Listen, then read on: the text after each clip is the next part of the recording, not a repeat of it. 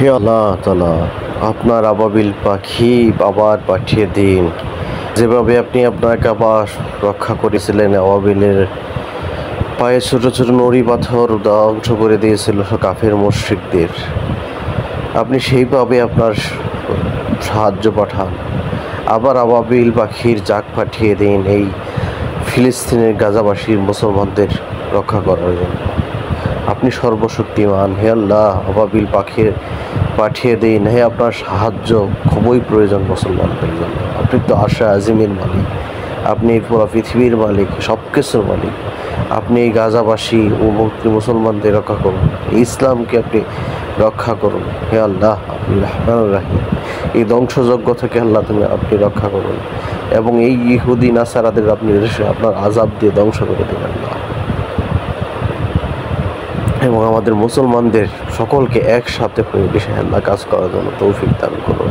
মুসলিম দেশগুলো এক হয়ে কাজ করার জন্য, এই ইহুদি নাসারাদের বিরুদ্ধে কাজ করার জন্য, তাদের বিরুদ্ধে আল্লাহ প্রতিরোধ গড়ে তোলার জন্য আপনি তৌফিক দান করুন। সকলকে ঐক্যবদ্ধ হওয়ার জন্য তৌফিক দান করুন।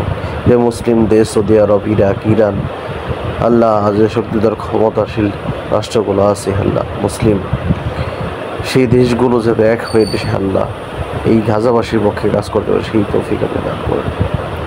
হে আল্লাহ, আপনার কোরআন, ইসলাম, আপনার শান্তির ধর্ম দুনিয়াতে প্রতিষ্ঠা করার জন্য তৌফিক দান করেন। আমাদের ইমানের শক্তি বাড়িয়ে দিন। হে আল্লাহ, হে আল্লাহ, আপনি আমাদের শহীদের মৃত্যু দান করেন এবং বেঁচে থাকলে গাজী হিসেবে বেঁচে থাকার জন্য তৌফিক দান করুন।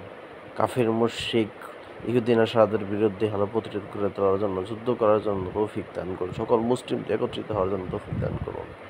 যারা, হে আল্লাহ, যারা দেশে এই ইসলামের ক্ষতি আছে তাদের ধ্বংস করে দিন। আপনি ফিলিস্তিন ও মুসলিম রাষ্ট্রগুলো রক্ষা করুন।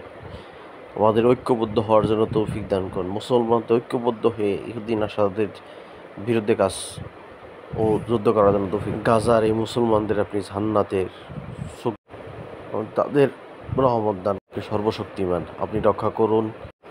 আপনি আপনার শক্তি দিয়ে এই ফিলিস্তিন মুসলিম রাষ্ট্রগুলো রক্ষা করুন এবং আমাদের তাদের প্রতি প্রতিরোধ করার জন্য তৌফিক